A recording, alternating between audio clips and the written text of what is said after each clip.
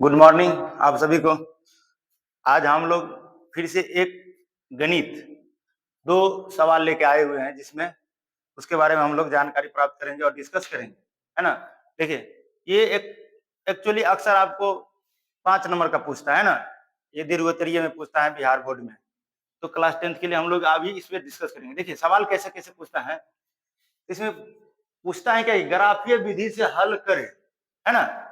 और ये आपको दे देगा, दो समीकरण दे देगा, बोलेगा ग्राफीय विधि से हल करें। तो ग्राफीय विधि से हल करने के लिए मतलब क्या, एक्स और वाई का मान भी हल कीजिए, दिखाइए, और ग्राफ भी उसको पार के दिखाइए, जो भी आपको बन रही है, बराबर ना। देखेंगे इस तरह के सवाल को हम लोग क्या करते हैं, सबसे पहले इसको समीकरण पहला और समीकरण दूसरा मान लेते हैं। मान लिए। अब यहाँ पे हम लोगों को,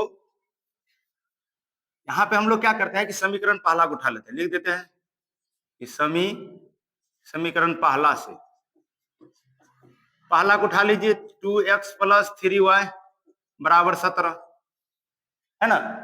तब इसमें हमको बोलता है कि हल करने के लिए तो क्या, x और y का मान, तो इसमें x का मान कुछ डालेंगे तो उधर हमको निकालना चाहिए y का मान। तो इसको पहले हम सजा लेंगे, सजाने के लिए यानी कि हमें x का मान कुछ डालेंगे तो उधर हमें y का मान निकलेगा, y का मान डाले तो उधर x का मान निकलेगा, है ना। यहाँ पे बोल दीजिए, यदि 2x बराबर, इसको उधर उस पार लेके चले जाइए तो 17 - 3y। अब ये दो इस साइड में है, गुना में तो इधर जाएगा तो बट्टा में चला जाएगा, ये निकाल के रख दीजिए, बट्टा में 2। अब इसको समीकरण आप नहीं मानेगा, रहने दीजिए फिलहाल, है ना। अब इसमें हम यदि बोलेंगे कि y का मान कितना डालें, यहाँ पे देखिए, अगर y का मान हम 1 डाल रहे हैं या 0 डाल रहे हैं तो कितना होगा, 17/2 आ रहा है, तो ये 17/2 आएगा, यानी कि दशमलव में चल जाएगा। कोशिश ये करना है हमको, y का मान वो चीज डाले जो हमको दशमलव में न जाए, x का मान, है ना। तो इसके लिए हमको एक और भी बात होता है कि ये दोनों समीकरण से हमको x और y का भी मान पता करना रहता है कि लास्ट में कितना कटिंग पॉइंट होगा, है ना। इस दोनों को समीकरण से हम अलग से कोई भी मेथड से पहले x और y का मान हम पता कर लेंगे। तो कोई सा भी मेथड क्या है, हमको सबसे आसान मेथड होता है एगो लुप्ति, तो अलग से अलग पेज पे इसको क्या करें, हम आराम से फटाफट जल्दी जल्दी में कि x का मान निकाल लेंगे। कोई बात नहीं, इसको समीकरण उल्टा कर देते हैं, 3 और 2 से गुना करते हैं तो कितना हो जाता है, 3 दूना 6x + 9y बराबर 17 × 51, 3 दूना 6x माइनस में 4y बराबर 6 दूना 12। अब यहाँ देखिए चेन परिवर्तन कर देते हैं, ये कट गया, ये हो गया 9 4 13 बराबर, ये घटक कितना हो जाएगा 11, 11 में से 2 जाएगा तो, है ना, 1 में से 2 नहीं जाएगा तो क्या हो जाएगा 11, 11 में से 2 जाएगा तो 9 बराबर 9, ये हो गया 4, 4 में से 1 गया तो 3, देखिए 13×3 = 39, यानी कि y का मान कितना डालेंगे 3। ये आपको पकड़ के रखना है कि y का मान 3 ही डाले, बस एगो निकाल के रख लिए ना। अब यहाँ पे डालेंगे क्या कि यदि y बराबर 3 तो x बराबर 17 - 3 गुने 3 बट्टा में 2। अब इसको सोल्यूशन करिएगा तो आपको क्या मिलेगा, 17 - 9 बट्टा में 2। अब इसको घटाइएगा तो कितना आपको मिल रहा है, 17 में से 9 जाएगा तो गिनती कर लीजिए, 8 हो रहा है, 8 दूनी 16 17, 8/2, यानी कि हमको कितना निकल के आया, काट देंगे तो 2 चौका 8, तो x का मान कितना निकल गया, हमको 4 निकल गया। हम आप बोलिएगा कि हम रफ में क्यों किया अलग से, बताइए, इसको हम 1 यूनिट भी लगा नहीं लगाना, हम इसलिए इसको निकाल ले ताकि लास्ट में इस समीकरण को, जैसे पहला समीकरण को हम हल कर रहे हैं, x y का मान 3 डालें तो भी हमको x का मान 4 आएगा, और जब दूसरे समीकरण को हम हल करेंगे उसमें y का मान जब हम 3 डालेंगे उस समय भी x का मान 4 निकलेगा, वही कटिंग पॉइंट भी हो जाएगा, बराबर ना। तो हमको यदि 1 मिनट देने से अगर कटिंग पॉइंट निकल रहा है तो हम यहाँ पे 1 मिनट दे देना चाहिए, है ना। तो ये चीज आप अलग से, यह है क्या, अलग से रफ में करना है। अब इसको हमें नहीं जरूरी है, कम से कम कितना बोलता है 2 गो। अब इसमें टेबल भी सजाना, अब यहाँ फिर सकते हैं कि यदि अब y का मान इस तरह का डालिए कि इसमें डाले थे कट के दशमलव में न जाए। अब मान लीजिए कि हम 0 डाले तो फंस रहा था, 1 डालेंगे तो कितना हो जाएगा, घट के कितना हो जाएगा 15, तो भी फंस रहे हैं, 2 डालेंगे तो 6, तो भी फंस रहे हैं। अगर माइनस में ही 1 डाल दे तो माइनस में 1 डालेंगे तो हो जाएगा कितना, +17, 17 3 20, 20 में से घट जाएगा, तो भी 10 बहुत अधिक हो रहा है, तो 10 फिर हो सकता है कि बोर्ड से बाहर भी जाने लगे। तो उसको और आप कोशिश करिए कि 4 डालिए, 4 डालें कितना हो जाएगा, 4 के 12, 12 में से ये तो भी 5 हो रहा है, नहीं हो रहा है, 5 या 15, 15, हाँ 15 डाल दीजिए, 5 या 15, 15 में 7 घटेगा तो क्या डाले 5, यहाँ पे क्या निकल जाएगा। अब x बराबर 17 माइनस 3 वाई बटा में 2, ये था ना। तो y का मान यहाँ पे डालना पड़ेगा क्या, गुने में 5। अब इसको घटाइए तो 17 माइनस 15 बटा में 2। अब ये घट के कितना आ जाएगा, 2 बटा 2, ये कट के बराबर 1। अब ये हमको एक टेबल बन के तैयार हो गया। आपको ये आसपास में जहां भी जगह खाली मिले वहां पे आप इसको सजा सकते हैं। इसमें x वाला, ये इसमें y वाला। आप 2 3 भी निकाल सकते हैं पॉइंट, है ना, लेकिन कम से कम 2 तभी जाके आपको लाइन खींच पाएंगे। ग्राफ वाला जो लाइन होता है वो खींच पाएंगे। तो x का मान कितना निकला था, 4। y का मान हम कब क्या दिए थे, इसमें 3। इसी में पहले y का मान कितना दिया है, 5, बराबर ना। तो x का मान हमें कितना निकला है, 1। अब देखिए 10 के अंदर यानी कि 9 के अंदर ही रहना चाहिए, ताकि आपको ग्राफ से बाहर भी ना जाए, है ना।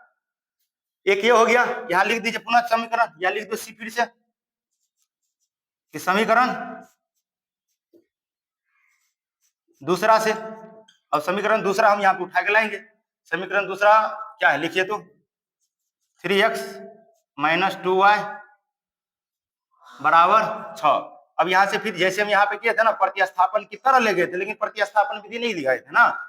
यहाँ पे क्या हो जाएगा, x बराबर 6, ये माइनस है दूसरा जगह तो प्लस में 2y बटा में 3 हो जाएगा ना। नहीं तो इसको एक लाइन और लिख लेते हैं, ये 3।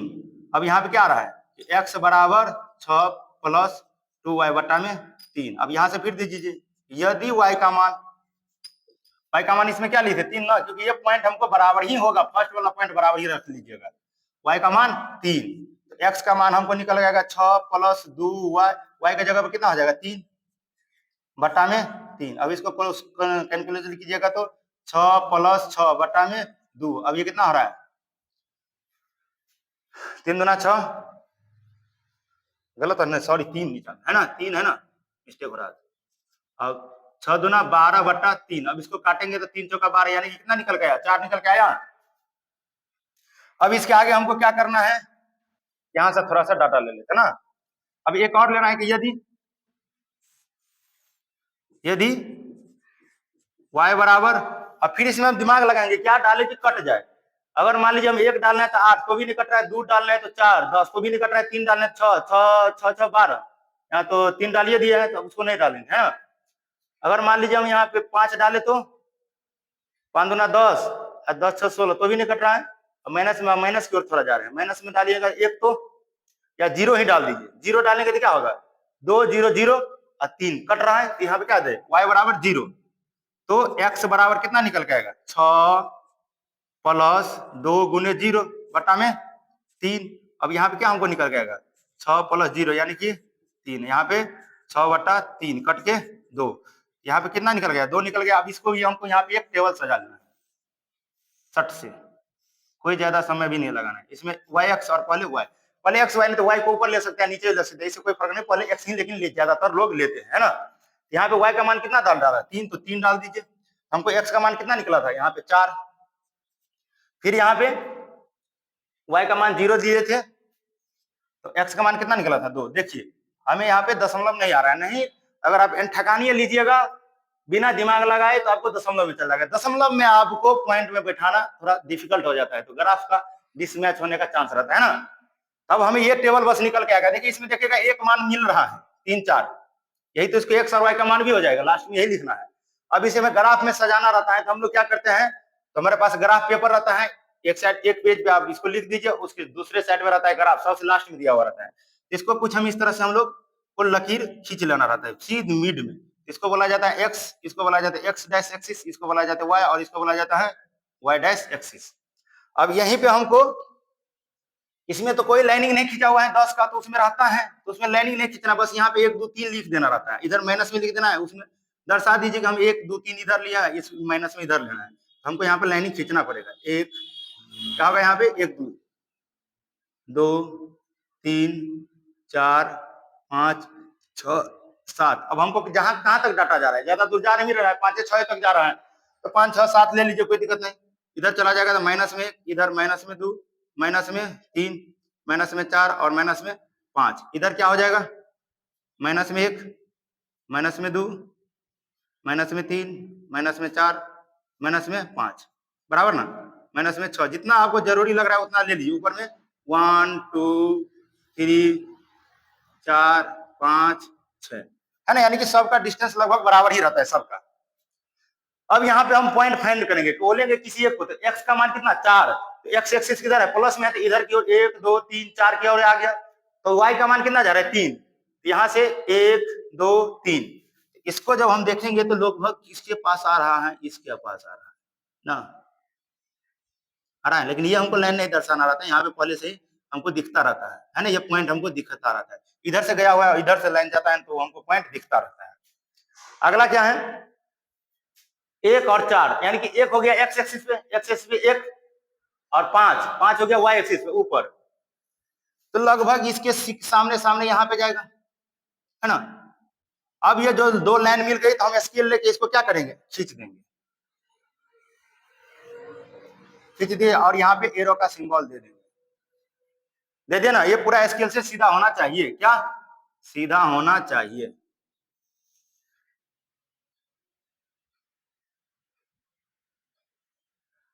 ये पॉइंट को थोड़ा सा बहुत बड़ा भी नहीं कर देना है, बस वहां पे जब ये आप स्केल क्या कहते हैं पेंसिल से जब यूज कीजिएगा तो ये तो थोड़ा बड़ा सा हमको दिखाना पड़ रहा है, वहां पे दिखाना उतना बड़ा नहीं। अब दूसरा जब हम खींचेंगे तो देखेंगे, अब देखिए एक ये हो गया ना, इसको आप चाहे तो समीकरण लिख भी सकते हैं, इसके एक्सिस के ऊपर में, एक्सिस के ऊपर में लिखा जाता है ना।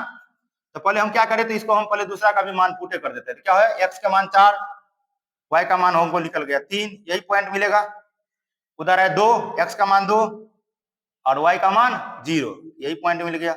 अब ये दोनों के क्या करेंगे, खींच देंगे लाइन, बढ़ा देंगे लाइन, आ गया, और यहाँ पे एरो का सिंबल दे देना है। अब तीनों के समीकरण यहाँ ये इस समीकरण जिस समीकरण से ये लिखा हुआ है फर्स्ट वाला, तो इस पे नाम लिख दीजिए इसका, 2x प्लस 3y बराबर 17, ये समीकरण है, तो इस समीकरण पे भी लिख दीजिए, थोड़ा सा एरो बड़ा ले लेते ताकि हमको यहाँ से यहाँ तक कहीं भी लिख सकते हैं, 3x माइनस में 2y बराबर 6। अब ये पॉइंट कितना मिला था, यहाँ पे लिख दीजिए 4 और 3, 4,3, ये भी पॉइंट मिला था कितना, यहाँ पे लिख दीजिए 2,3, और ये कितना मिला था, यहाँ पे भी लिख दीजिए, ऊपर नीचे कहीं भी लिख सकते हैं 1,5, है ना। अब देखिए ये हमको बन के आ गया, अब यहीं पे हमको x और y का मान कितना पता चला था, नीचे भी लिख दीजिए, यहाँ पे जब हम इधर खाली रहता है या इधर खाली रहता है यहाँ पे लिख दीजिए, इसीलिए x बराबर 4 और y बराबर 3, है ना, ऐसे कर दीजिए, और ANS छोटी इसको मध्यम कोष्ठ की तरह दे दीजिए, और ANS देखिए, बस आंसर कर दीजिए, ये आपको 5 नंबर का 5 नंबर मिलेगा, कोई आपको गलती भी नहीं करेगा, दे भी देगा 5 नंबर, है ना। तो ये हमारा रहा ग्राफीय विधि से हल करना, ग्राफीय विधि से हल करना यानी कि एक्स वाई का मान भी निकालना। कुछ लोग क्या करते हैं, एक्स और वाई का मान नहीं नीचे लिखते हैं, उसको लिखना भी चाहिए, है ना, वैसे वहां भी देख के दे देता है, बट उसको नीचे लिख देता है, तो जो एग्जामिनर जो चेक करने वाला कॉपी उसको आसानी से समझ में आ जाता रहता है ना। तो हम लोग क्या करेंगे, अब अगला सवाल की ओर चलेंगे, है ना। अगला सवाल हमको क्या कर रहा है, देखिए अगला सवाल है किस चीज से, ऊंचाई और दूरी से, किस चीज से है, ऊंचाई और दूरी से। तो आप थोड़ा इसको एडजस्ट करने की कोशिश कीजिएगा।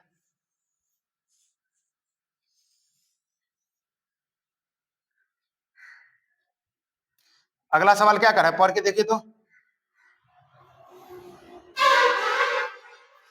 क्या कर रहा है ना, एक बहुमंजिला भवन के शिखर से देखने में ऊंचाई दूरी में समझ में नहीं आता रहता है कि भैया किधर चित्र बनेगा किधर नहीं चित्र बनेगा, है ना। तो थोड़ा समझने की आप कोशिश कीजिए, इसमें क्या रहा है, एक बार बना, कोई लंबा सवाल है, आसान है, सवाल लंबा कैलकुलेशन आसान, इसको बस समझना रहता है। कह रहा है कि एक बहुमंजिला भवन के शिखर से देखने पर, एक बहुमंजिला यानी कि बहुते बिल्डिंग वाला होगा, बहुते उसमें तल होगा, है ना, बहुमंजिला भवन है जिसके शिखर यानी कि ऊपर से, है ना, इसको हम बना देगा बहुमंजिला भवन,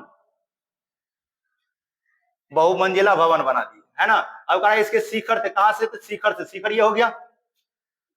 अब कहा उसके शिखर से एक 8 ऊंचे भवन के शिखर कहा है, एक 8 ऊंचे, तो 8 ऊंचे यानी कि इसका आधार ये होगा ना, अब यहीं पे कहीं ना कहीं होगा, क्या हम मान लेते हैं, जिसका ऊंचाई कितना दिया हुआ है, एक 8 मीटर ऊंचे भवन के शिखर और तल, क्या करा है, इसका शिखर और तल, इसके बारे में बात कर रहा है, इसका ऊंचाई कितना दिया हुआ है, 8 मीटर, है ना, 8 मीटर दिया हुआ है। कह रहा है कि एक बहुमंजिला भवन के शिखर से, तो शिखर ये हो गया, शिखर से देखने पर यहाँ से देख रही है, देखने पर एक 8 मीटर ऊंचे भवन के, 8 मीटर ऊंचा भवन ये हो गया ऊंचे भवन के शिखर, किसको, शिखर और तल के अवनमन कोण। अवनमन कोण के लिए आप एक क्षैतिज रेखा आपको खींचना पड़ता है, पहले क्षैतिज रेखा खींच दिए। अब कह रहा है अवनमन कोण क्रमशः कितना है, 30 है और 45 है। तो पहले क्या है, शिखर दिया है ना, इसको पहले शिखर पे लेके आ जाइए। ये जो कोण बनाना इसको क्या बोलते हैं, शिखर से अवनमन कोण, अवनमन कोण क्रमशः 30 है, तो ये वाला कोण होगा। और कह रहा है 45, तो शिखर के बाद क्या था, पाद तल ना, तो तल मतलब हो गया नीचे, यहाँ के बीच में कितना एंगल बना रहा है ये, अब ये पूरा एंगल कौन सा, थोड़ा सा छोटा ले लेते हैं, ये हो गया 30, और ये जो पूरा है ना इसको कितना दिया है, 45, 45 दिया है ना, 45 दिया है, यही हमको दिया है, कह रहा 45 डिग्री है। तो बहुमंजिला भवन की ऊंचाई और दोनों भवनों के बीच की दूरी, कह रहा ये भवन जो है ना बहुमंजिला भवन, इसकी ऊंचाई और दोनों भवनों के बीच की दूरी ज्ञात कीजिए, यही ना कर रही है। यहाँ पे हमको क्या करना रहता है, अब तो ये तो हमको जैसा जैसा सवाल वाला वैसा वैसा हम कर लिए, एक बार और समझ लीजिए। अरे एक बहुमंजिला भवन के शिखर से, एक बहुमंजिला भवन यहाँ पे ले लिए, उसके शिखर से देखने पर, इसको देख रहा है, अब आगे कहें कि देखने पर एक 8 मीटर ऊंचे भवन था, 8 मीटर ऊंचे भवन इसके देख लिए, उधर भी बन सकता है और इधर भी बन सकता है, तो हम इधर ले लिया है। तो 8 मीटर ऊंचे भवन के शिखर और तल, शिखर और तल के अवनमन कोण, वहां से देख रहा है तो शिखर और वहां से देख रहा है तो तल का अवनमन कोण क्रमशः दिया है 30 और 45। तो पहले शिखर का बात किया, तो शिखर पे आएगा तो ये लाइन क्या बनाएगा वहां पे 30 डिग्री का, और जब तल पे जा रही है तो ये क्या बनाएगा 45 डिग्री का कोण बना रही है। अब बस इतना दिया हुआ है, अब पूछ रहा है कि बहुमंजिला भवन की ऊंचाई और दोनों भवनों के बीच की दूरी ज्ञात कीजिए। तो इसकी ऊंचाई और इसके बीच की दूरी पूछ रहा है हमें निकालने के लिए। हम लोग क्या करेंगे, इसको नामकरण थोड़ा कर लेते हैं, बता देते हैं कि भैया लोग ए बी एक हो गया क्या बहुमंजिला भवन, और इधर सी और डी, सी डी ऊपर लेते हैं ना, सी और डी क्या हो गया, एक भवन है जो नॉर्मल भवन है। अब इस पे ये हाइट हमें नहीं पता, पूछ रहा है हाइट, तो हम क्या करें, हाइट निकाल, हम मान लें ये क्या होगा, एच होगा, यहां से यहां तक क्या होगा, ये एच होगा, है ना। अब इसका पता है ये नहीं दिया हुआ है, तो इसको मान ले एक्स मान लेते हैं, दूरी डिस्टेंस भी मान सकते हैं, तो एक्स भी मान सकते हैं, कोई दिक्कत नहीं ना। अब यहाँ पे देखिए इसके पैरेलल एक ये भी लाइन जा सकता है ना, तो जितना ये हाइट है वही हाइट यहाँ भी होगा,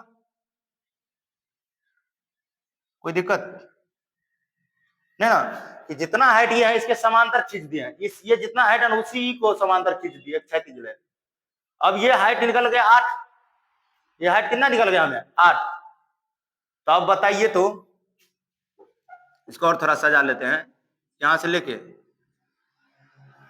यहां तक ये हाइट है ना दिया हुआ।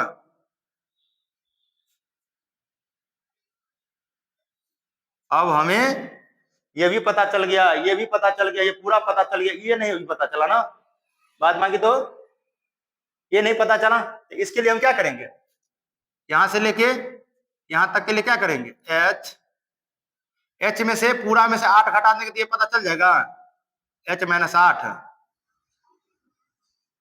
पता चल जाएगा कि नहीं, एक बार सोच के देखिए। अगर टोटल दूरी में से इतना दूरी हटा देंगे तो ये वाला पता चल जाएगा ना, तो टोटल दूरी एच है, एच माइनस 8 कर देंगे तो ये दूरी पता चल जाएगा। हम इसको सजा के रख लिए, क्योंकि इसमें ये भी पूछ रहा है और ये पूरा हाइट भी पूछ रहा है, हमको दोनों बीच की दूरी, दोनों भवनों के बीच की दूरी भी पूछ रहा है और पूरा हाइट भी पूछ रहा है। तो जो पूछेगा वो कभी कभी पूछेगा कि सीधे इसका हाइट निकाल दीजिए, कभी पूछेगा कि दोनों का बीच की दूरी पूछ निकाल दीजिए, तो थोड़ा आसान हो जाता है, ये थोड़ा भारी है, कोई दिक्कत नहीं, समझ लेंगे। लेकिन चित्र जब इसको बनाना आ गया वो सवाल को आराम से सोल्व कर सकता है ना। तो अब हमें करना क्या है, इसके लिए हमको टेन थीटा वाला ज्यादा फॉर्मूला यूज होता है, क्या ज्यादा से ज्यादा टेन थीटा यूज होता है। तो टेन थीटा या कॉट थीटा भी हो सकता है, तो इसमें टेन थीटा, तो किस त्रिभुज में बात करिए, या तो मान लीजिए, बोल दीजिए कि माना कि, है ना, माना कि बहुमंजिला पूछ रहा है ना, क्या कर रहा है, बहुमंजिला भवन, माना कि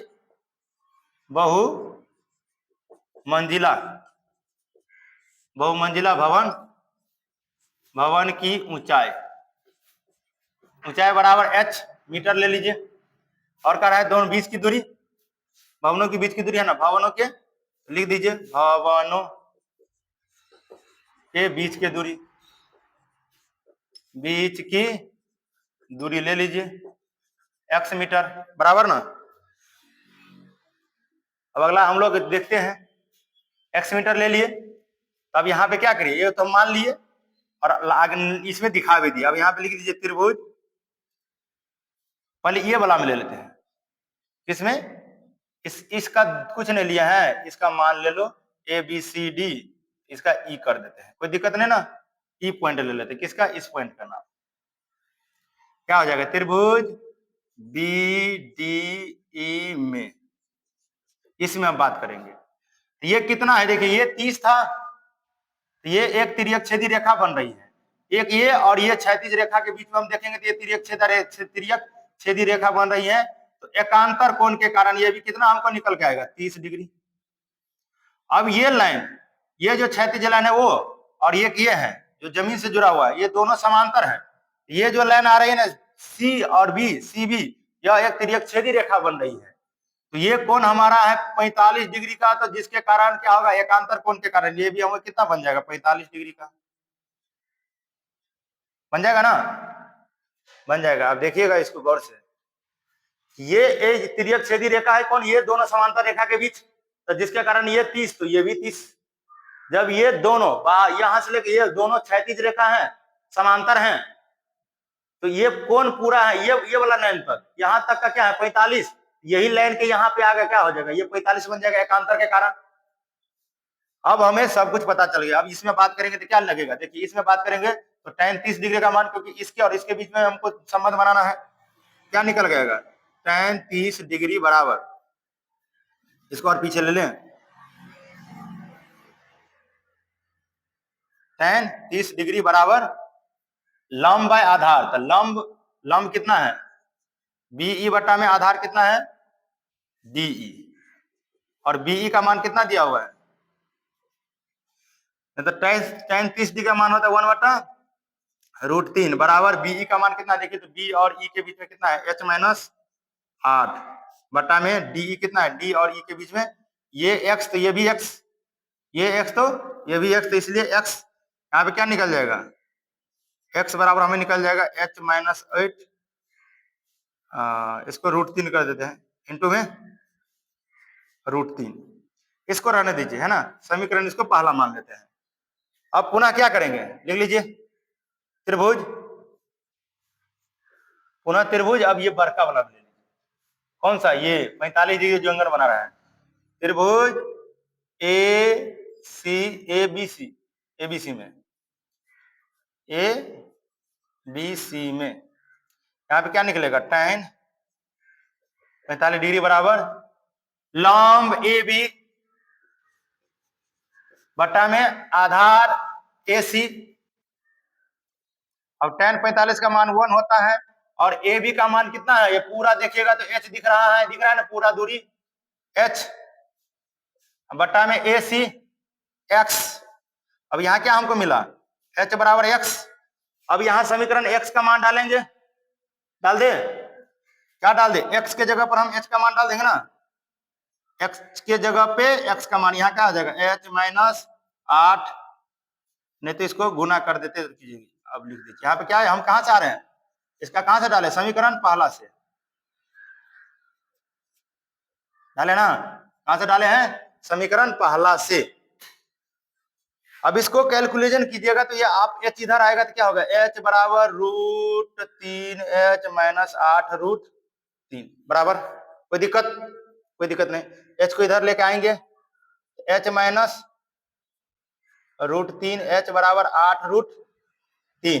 अब h इसमें से कॉमन हो जाएगा तो क्या निकलेगा, 1 - √3 बराबर 8√3। अब h बराबर यहाँ पे क्या निकल जाएगा, 8√3 बट्टा में ये क्या है, 1 - √3। कभी रूट बट्टा में रहेगा तो रहता नहीं, उसको ऊपर लेके चल जाता है, चाहे जो भी करना पड़े, परिमेयकरण करना पड़ेगा, परिमेयकरण कर देंगे। यहाँ पे क्या हो जाएगा, हमें परिमेयकरण करना पड़ेगा, परिमेयकरण करेंगे तो हमको क्या मिलेगा, ये माइनस में तो ऊपर चला जाएगा तो प्लस में, तो √3 बट्टा में 1 + √3, इसको जब कैलकुलेशन करेंगे तो हमको क्या मिल के आएगा, देखिएगा 8√3 इंटू 1 प्लस √3 बटा में यहाँ पे क्या बनना है a minus b into a plus b, a का स्क्वायर और माइनस में √3 का स्क्वायर। √3 का स्क्वायर हो रहा है तो यहाँ पे हमको क्या बन के जाएगा, देखिए अंदर में आप गुना कर दीजिएगा तो अंदर में गुना करके देखिए कितना आ रहा है 8√3 प्लस 8 त्रिक 24 बटा में 1 माइनस 3 आ रहा है ना। तब इसको थोड़ा हम यहाँ पे ले ले, यहाँ पे ले लेते हैं, कोई दिक्कत नहीं ना। यहाँ पे हमको क्या निकल गएगा h बराबर, इसमें घट रहा है तो इसको थोड़ा कॉमन भी आ रहा है, कितना आ रहा है कॉमन 8 त्रिक 24, 8 कॉमन हो रहा है ना, 8 कॉमन ले ले, कितना हो जाएगा √3 प्लस 3 बटा में 2 2 चौका 4 हो रहा है ना। तो h का मान यहाँ पे क्या निकलेगा आप देखिएगा, तो 4 3 को इधर ले 3 प्लस √3, 3 को इधर काहे ले लिया, अगर इधर ही रहेगा तो नहीं चलता, बट पहले अंक वाला लिया जाता है फिर बाद में रूट सब वाला लिया जाता है, पहले पूर्ण अंक लिया जाता है। ये क्या हो गया हमें मीटर में, h का मान कितना निकला है इतना। अब यहाँ पे h का मान कहाँ डाल दे, समीकरण पहला में h का मान डाल दे, ले लीजिए h का मान समीकरण पहला में रखने पर मान डाल दीजिए x बराबर h माइनस एक्स इंटू √3। अब x बराबर h का मान कितना निकला वो डाल दीजिए, गुना करना है गुना कर दीजिए, जो भी करना है करके आप उसको मान डालिए, क्या हो जाएगा h के जगह पर क्या आ जाएगा √4 है ना, 4 बराबर सही है ना, 4 इंटू 3 प्लस √3 है ना। ये बड़ी पोस्ट अभी बाकी है 4 माइनस में 8, देखिए जहां h था ना तो h के जगह पर हम ये पूरा डाल दिए, h के जगह पे पूरा आएगा ना 4, h के जगह पर 4 इंटू 3 प्लस √3, h के जगह पर आ जाएगा 4, ये पीछे h नहीं है, सॉरी नहीं है ना, 4 नहीं है ना, हम लोग क्या कर रहे हैं यही टोटल है।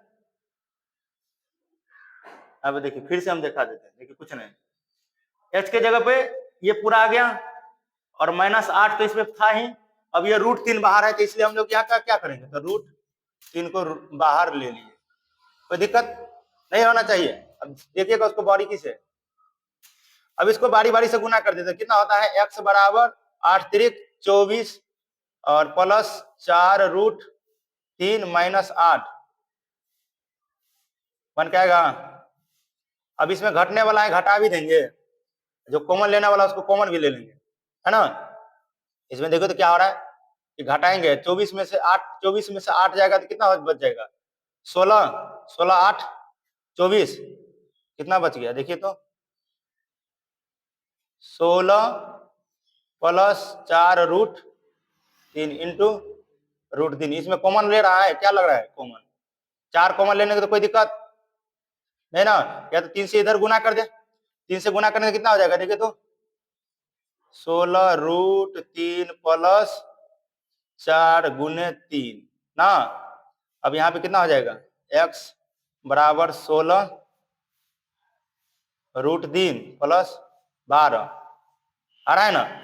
यहाँ पे थोड़ा सा आपको कैलकुलेशन है देख लीजिएगा, और x बराबर क्या आ जाएगा, यहाँ से कुछ कॉमन है, कितना है 4 4 4 चौका 16 4 तिया 12, 4 कॉमन है तो 4 कॉमन ले लीजिए, और यहाँ पे क्या हो जाएगा बिना रूट वाला पहले ले लेना है, तो 3 को इधर लेंगे तो 4 तिया 12 और प्लस 4 रूट, सीधे √3 होगा, लगता है कहीं मिस्टेक है, हाँ मिस्टेक है, 4 3 24 तो यहाँ पे 4 तिया 12 है ना, देखा ना, बोले ना कि यहाँ पे कहीं ना कहीं मिस्टेक लग रहा है, यहाँ पे गलती कर लिया, 4 तिया 12, यहाँ पे घटाएंगे तो कितना बचेगा हमारे पास 4 ही बचेगा, इससे थोड़ा हम नीचे ले लेते हैं ना। चलिए अब यहाँ पे हमको ये बच के आया, अब 4 से क्या करें, हम गुना कर देते 3 से, तो 4√3 अब प्लस 4 तिया 12, यहाँ पे क्या हो जाएगा, 4 कॉमन ले लेंगे तो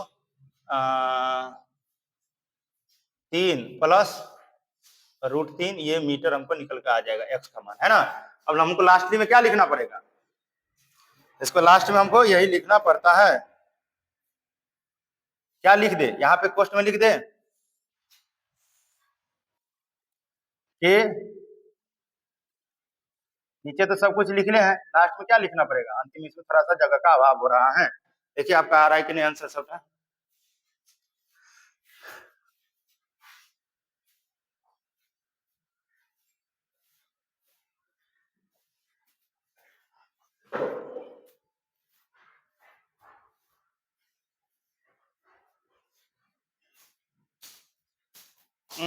मिट रहा है कुछ समथिंग, यही हमें समस्या कर रहा था, है ना। ये वाला नीचे वाला थोड़ा सा मिट रहा है, समझे ना। यहाँ पे हम इसको क्या करें, आगे ले लेते हैं।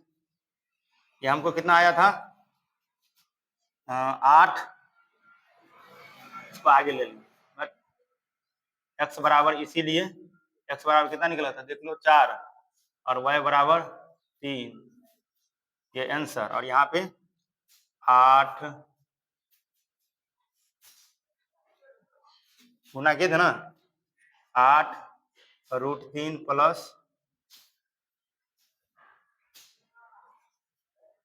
8 3 24, अतिरिक्त 24 ना, देख लेते हैं।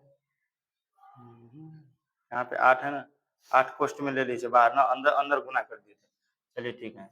8 इसके बाद 3 बटा में 1 माइनस 3 बराबर, यहाँ पे 2 आ गया था, बाद में काट दिए थे, हाँ यही सही है। यहाँ पे लास्टली क्या लिखना है हमें, h बराबर, यहाँ पे लिख देना है h बराबर कितना है, जो भवन की ऊंचाई लिख दीजिएगा, बहुमंजिला भवन, यहाँ लिखे ना बहुमंजिला भवन की ऊंचाई h, यहाँ पे क्या दीजिएगा h बराबर, हमको कितना निकल के आया है h बराबर, यहाँ पे निकल के आया ना, तो इसको आप अंडरलाइन कर दीजिए, इसको घेर लीजिए कि h यहाँ निकला और x का मान हमें यहाँ निकला, ताकि आपको पता चलेगा कि यही दोनों हम तो पूछ ही रहा था। तो h बराबर निकल के आया 4 × 3 प्लस √3 मीटर, और x बराबर निकल के आया है, कहाँ गया x, यहाँ 4,